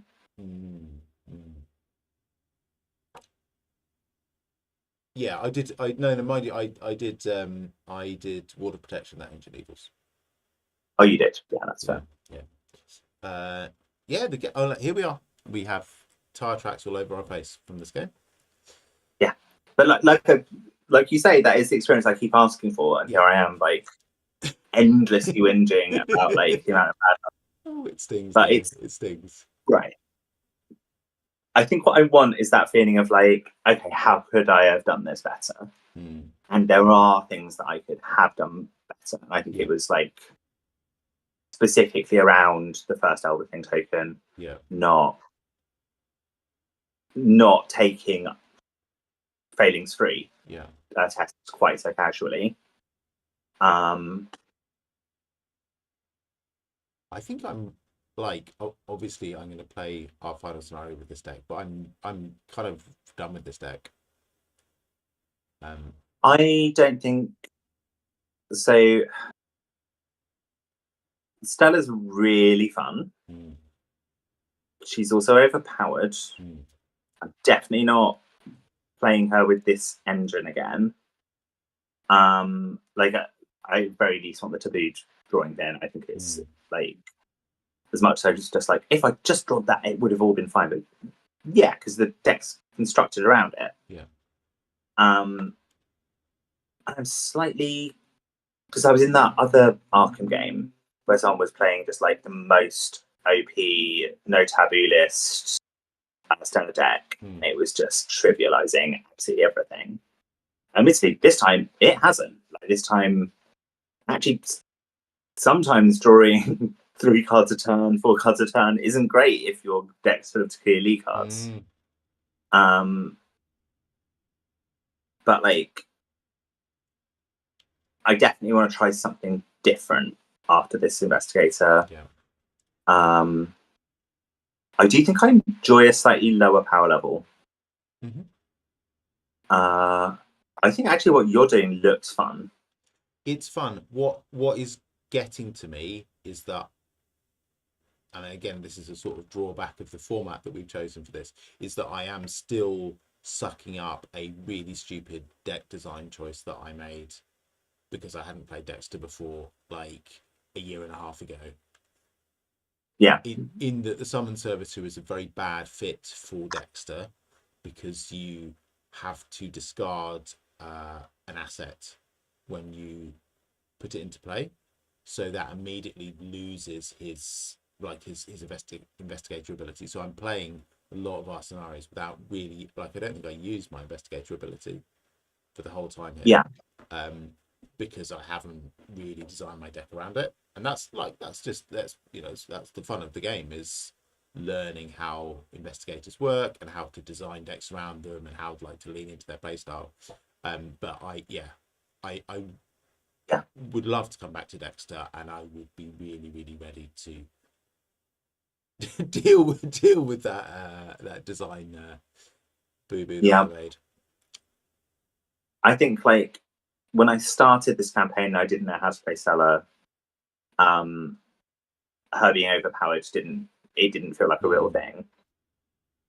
And actually, this specific scenario, her thing has really fucked us really hard. Yeah. Like it lost us this game. Yeah. Like Stella being a failed daughter, like completely lost us this game. Yeah. But usually it's just so OP.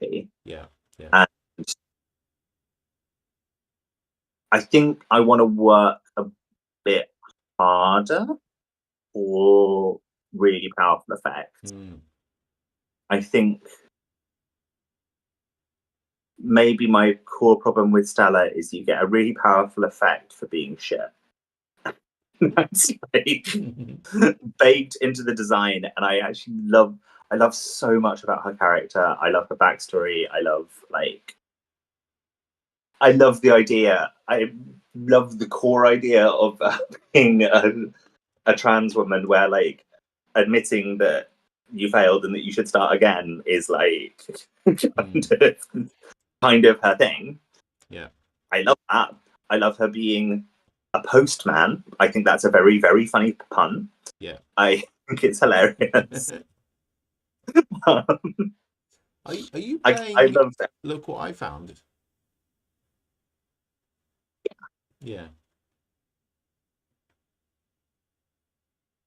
Yeah, so that is some clear acceleration I have in this. Yeah, and that's the sort of canonical Stella turn, is that the action that you fail is the one where you get 2 clues.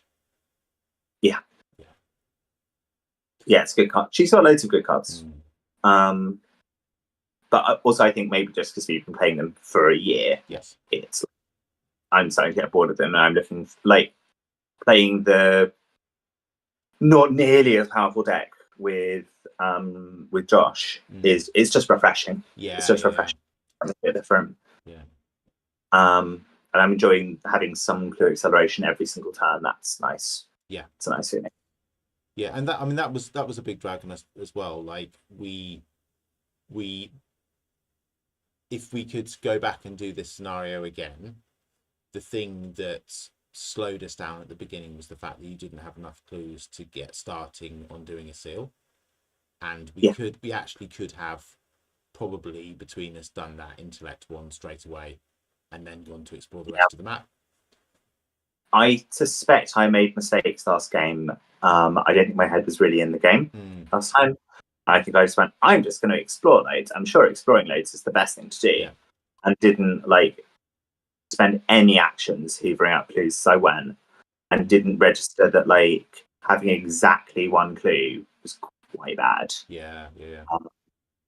So that wasted actions. There were times where I could have done stuff in the place where I was if I'd had one more clue. And I'm sure there were actions last turn where I could have been like, where I could have picked up a clue and I was like, it's just one clue though. Like, surely there's better stuff to do somewhere else. Exactly. One clue. Yeah. It's a learning experience. It's a learning experience. It's a fun game. That's the thing. Like, if it wasn't 10:30 at night, I would be like, let's go on to the next scenario. Like, let's just do more, because like that's how I am after every single Arkham game. Like, even my 4-hour marathon session with Josh the other day, like 20 minutes later, I would have played it again, like happily. Like it's such a fun game. I think I spoke last week about starting paper play again after a bit of a break, and Parallel Jim Culver, and my goodness, that is sick as fuck, man. Like, it absolutely the deck's nuts. It's really, really fun. It's like get 10 clues in the bag as quickly as you can and profit. That's the deck. Not 10 clues, 10 curses. Oh, 10 curses. 10 curses, yeah. I was going to say 10 clues sounds quite hard, but sure. It's really fun. Cool. Well, we've finished a little bit earlier than I think we usually do. Yeah. Sounds good. We'll chat offline, I think, about when we're going to play next, but should be chill. Should be chill, probably sometime this week. Who knows? It might actually be the finale. Probably not. We'll probably split it. It's the last scenario. So yeah, it's the last scenario, but we are bearing down on the ends of the earth. Yes. Great. Hooray! Thank you, everybody, for spending your time with us. Thank you, Jessica, particularly, for spending your time with me. It's been fun. Likewise. It's been really good fun. And we'll see you all next time. Cool. Night. Bye-bye. I've so done this and not been ready to cut the stream. Hi. Bye.